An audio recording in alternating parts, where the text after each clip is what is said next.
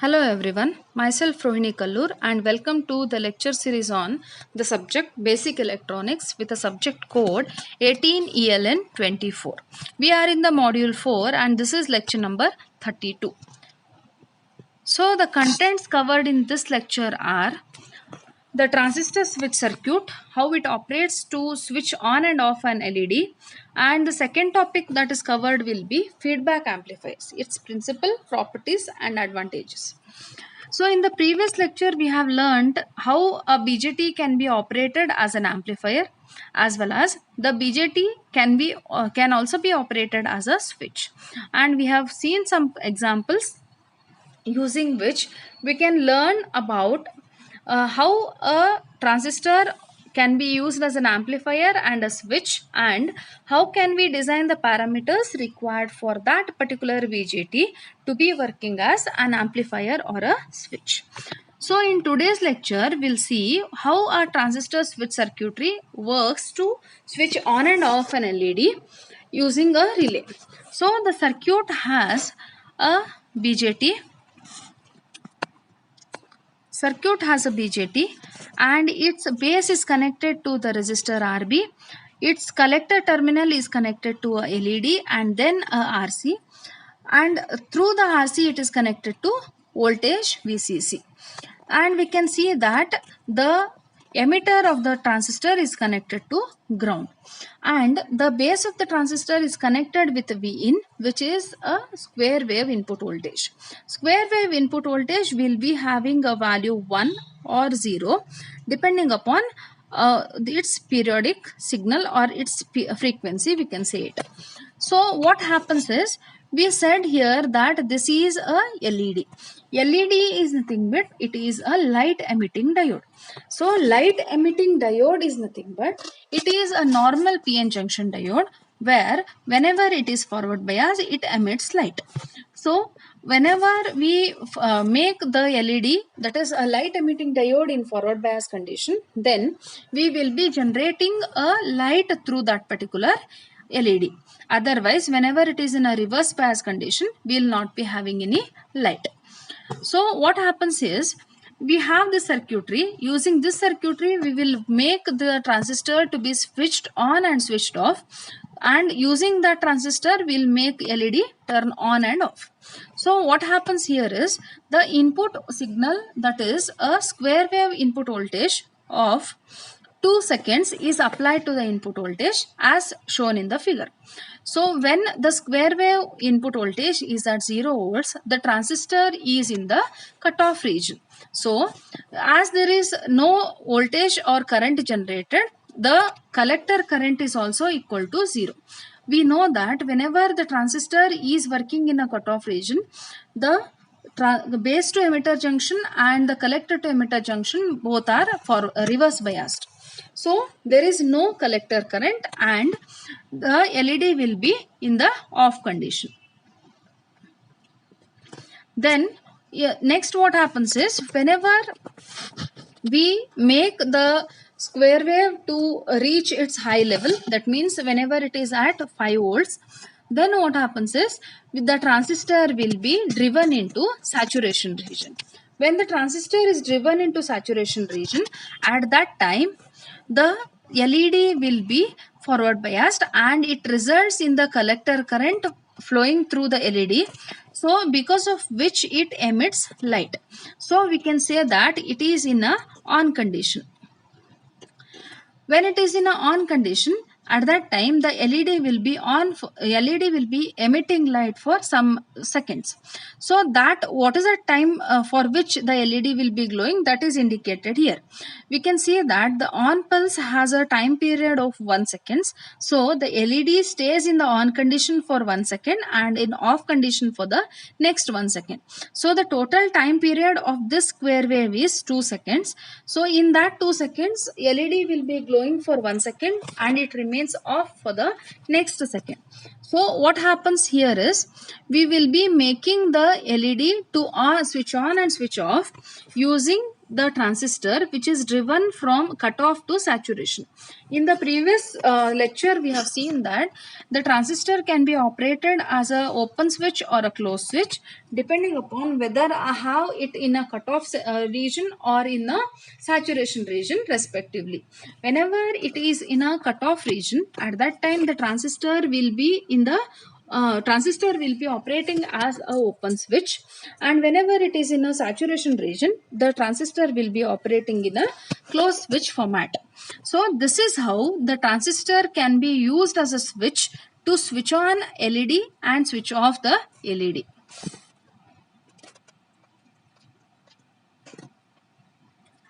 So we have a problem here, problem statement. So the LED in the figure, the previous one, which requires 30 milliamps to emit a sufficient level of light. That means the current through it should be at least 30 milliamps. Therefore, the collector current should be approximately equal to 30 milliamps because the collector current will be flowing through this LED. For the following circuit values, determine the amplitude and the square wave input voltage necessary to make sure that the transistor saturates. So we can use double the minimum value of the base current as a safety margin to ensure saturation.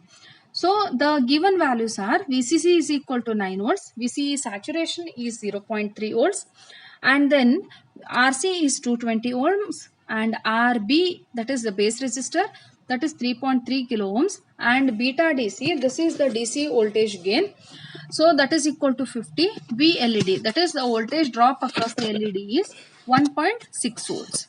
So for this,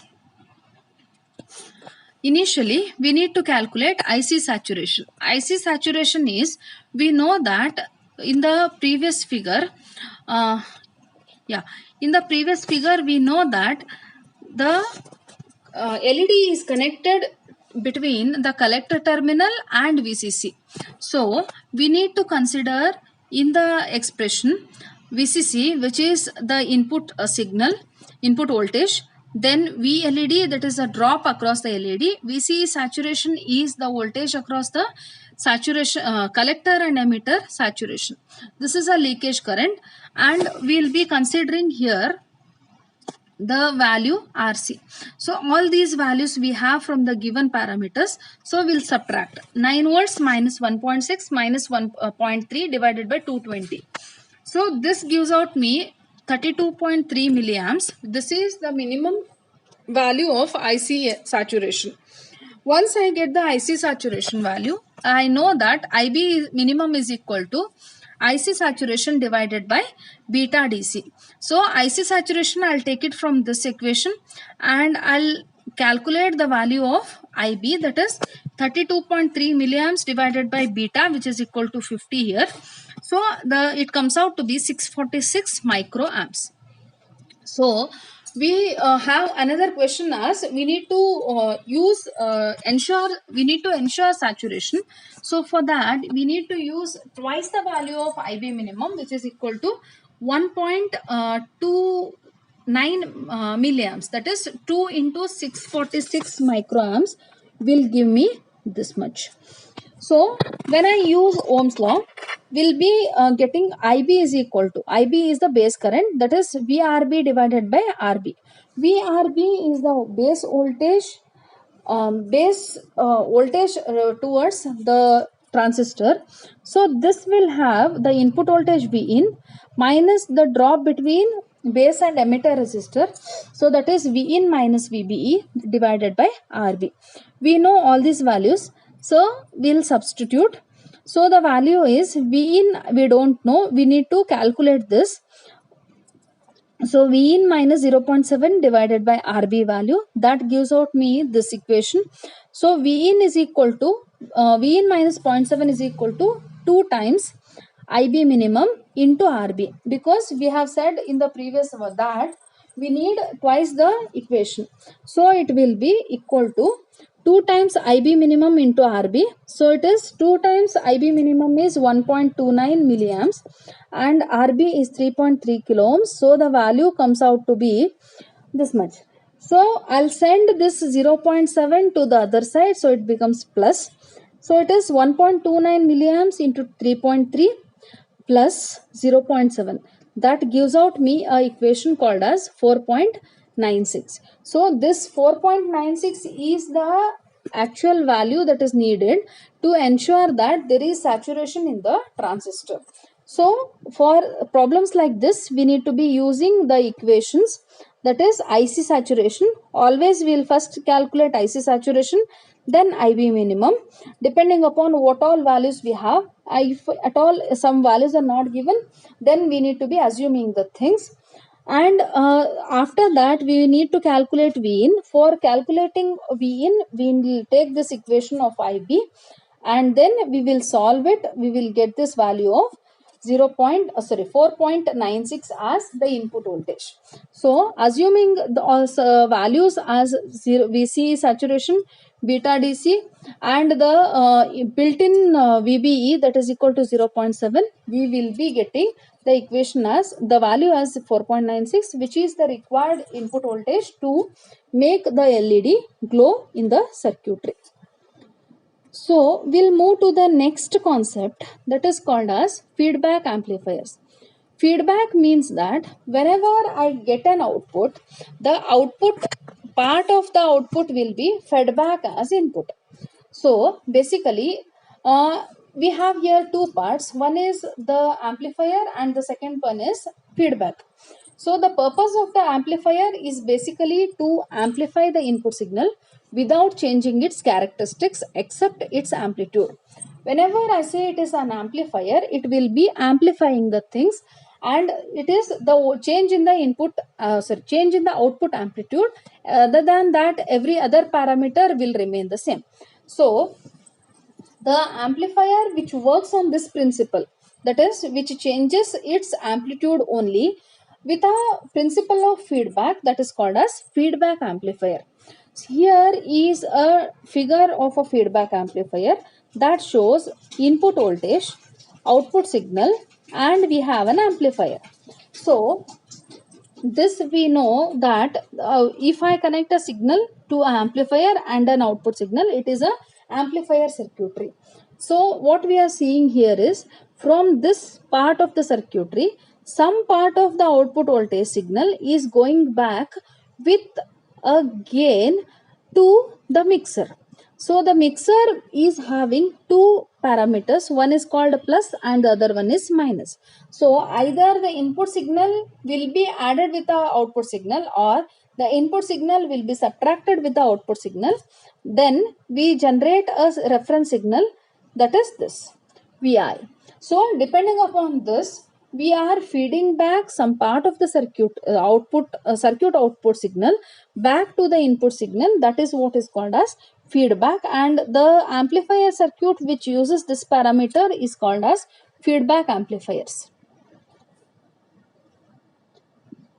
Okay, so this is again the same concept. Here what happens is, the feedback, which is a process of where the fraction of the output voltage is fed back to the input. That is what is shown in the figure. Here the input signal V in is applied to a mixer network in which it is combined with a feedback signal Vf, and the difference of these is generated and it is given as a Vi to the amplifier.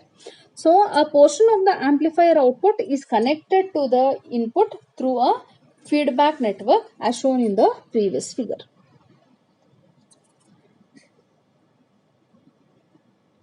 So here what we can see is, if the input signal and the feedback signals are in the same phase, the signals get added up and the resultant output increases. This is called positive feedback.